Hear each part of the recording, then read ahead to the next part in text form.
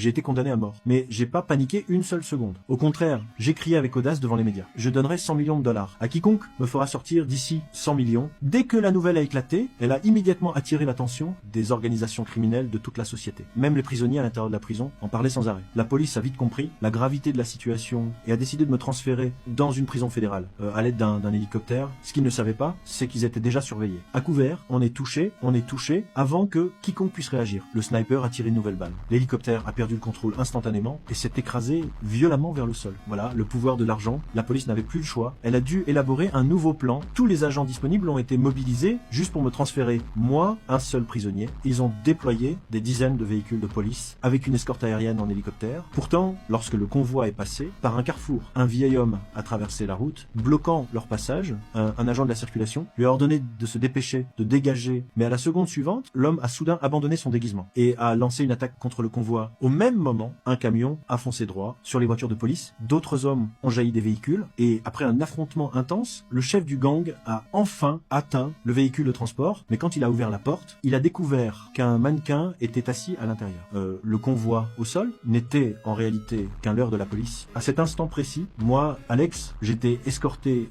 par les forces du SWAT à travers un tunnel souterrain.